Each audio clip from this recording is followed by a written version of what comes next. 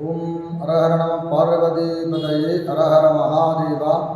தென்னாடுடைய சிவனே போற்றி, எந்நாட்டவருக்கும் நிறைவா போற்றி போற்றி. காவாய் கனகத்திலே போற்றி, கைலை மலையானை போற்றி போற்றி.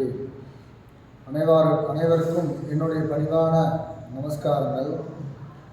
என்ஜிஜிஓ காலனியில் இப்போ நம்ம கும்பாபிஷேகம் பண்ணியிருக்கோம். பார்த்திங்கன்னா நமது செல்ல விநாயகர் பரிபூர்ணமான ஒரு அனுகிரகத்தோடு இந்த இடத்துல நல்ல ஒரு பராக்கிரம மூர்த்தியாக நமக்கு இந்த இடத்துல காட்சி கொடுக்குறாரு. இந்த கோவிலுடைய ஸ்தல வரலாறு எல்லோரும் தெரிஞ்சுக்கணும். ஏன்னா இது முக்கியமான ஒன்று.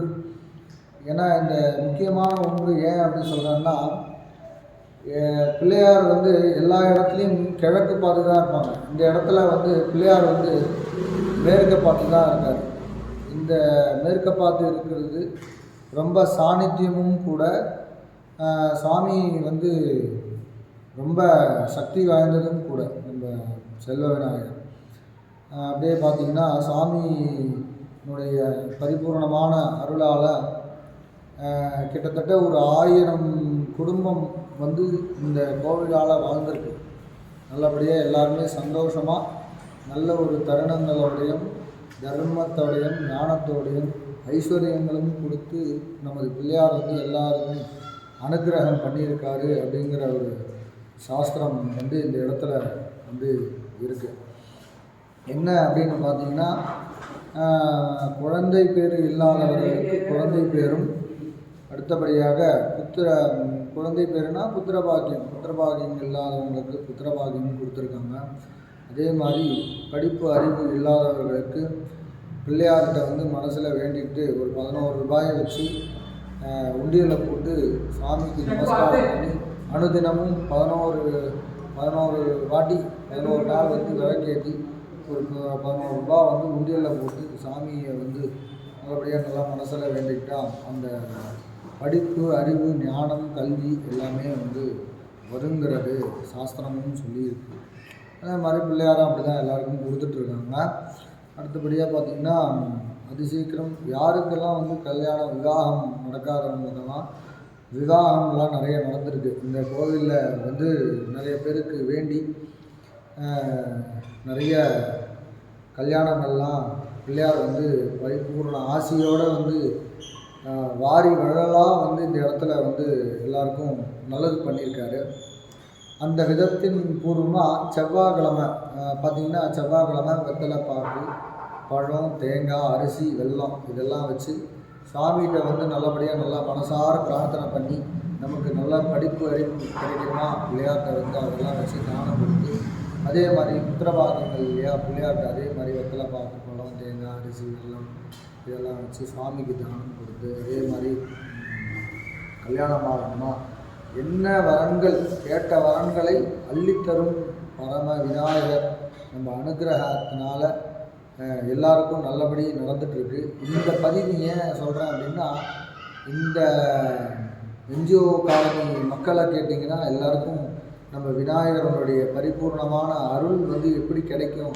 ஏன்னா விநாயகர் நிறைய பேர் கனவுல எல்லாம் போய் நிறைய பேசியிருக்காரு, நிறைய பண்ணியிருக்காரு.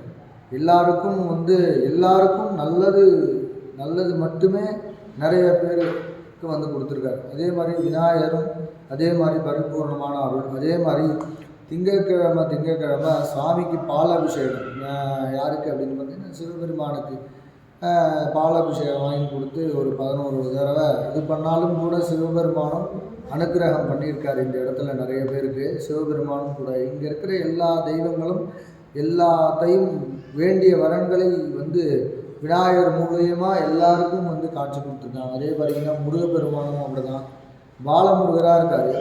அதே மாதிரி செவ்வாய்க்கிழமை பிள்ளையாருக்கு அர்ச்சனை பண்ணிட்டு இங்கே தேன் பால் அபிஷேகம்லாம் கொடுத்தீங்கன்னா அவரை பாலமுருகராகவே செல்வ விநாயகர் பாலமுருகர் ரூபத்தில் எல்லாருக்கும் குழந்தை பேரும் கொடுத்துருக்காரு நிறைய இடத்துல. இந்த இடத்துல ஒவ்வொரு சாமிக்கும் ஒவ்வொரு சாநித்தியம் அவ்வளவு எப்படி சொல்லுவாங்கன்னா, இங்கே எல்லாமே மூர்த்தி எல்லாமே சிறுசு. மூர்த்தினா சுவாமிகள், இந்த இருக்கிற சுவாமிகள் எல்லாமே சின்னது.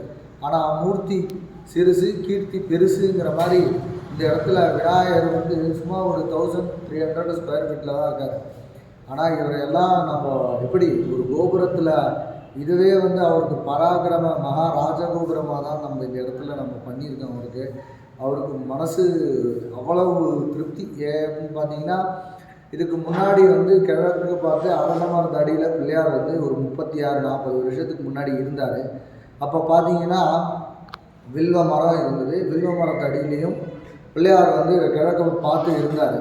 அதுக்கப்புறமா பார்த்தீங்கன்னா ஒவ்வொரு தெய்வங்களாகவும் அடுத்த இந்த பார்த்திங்கன்னா ஒரே நிர்வாக குழு 3 கும்பாபிஷேகத்தை கரெக்டாக புரோக்தமாக எல்லாமே பண்ணியிருக்காங்க இந்த இடத்துல.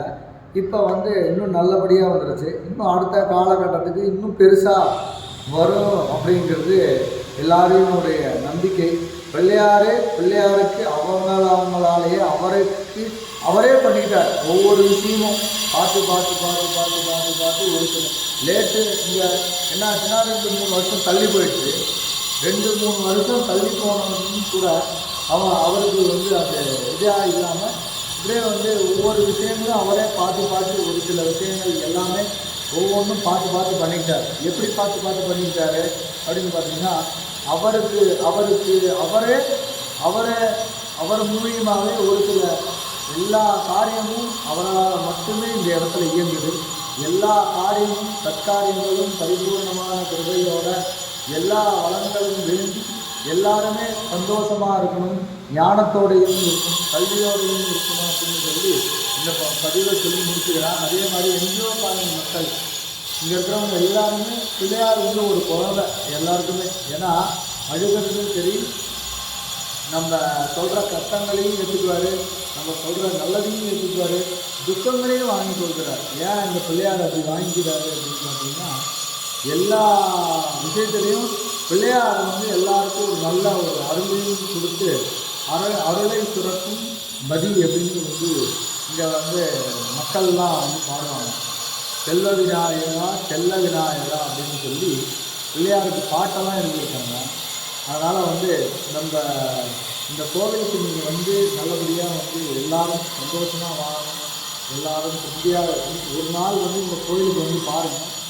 அவ்வளவு வந்து சாணித்தியம் சாமி அவ்வளவும் வந்து அவ்வளவு விசேஷமான சாமி. மேற்க பார்த்து தலம் அப்படிங்கிறது பிள்ளையார் எல்லாருமே கிழக்க பார்த்துருப்பாங்க. சாமி வந்து பிள்ளையார் வந்து மேற்க பார்த்துருக்காரு. ஏன்னா அவ்வளவு விசேஷம், அவ்வளவு சாணித்தியமும் கூட. இந்த கோவில் எங்கே இருக்குது அப்படின்னு பார்த்தீங்கன்னா, பாகலூர் ரோடில் NGO காலனி அப்படிங்கிற பாகலூர் ரோடு NGO காலனி சயன்கிராத்தில் இந்த கோவில் இருக்குது. எல்லாரும் வந்து தரிசனம் செய்து செல்வ விநாயகர் அருளுக்கு பாத்திரமாகும்படி அன்புடன் கேட்டுக்கொள்ளப்படுகிறது. இன்பமே சூழ்க, எல்லோரும் வாழ்க என்று இத்துடன் இந்த பதிவை முடித்துக் கொள்கிறேன். நன்றி, நமஸ்காரம்.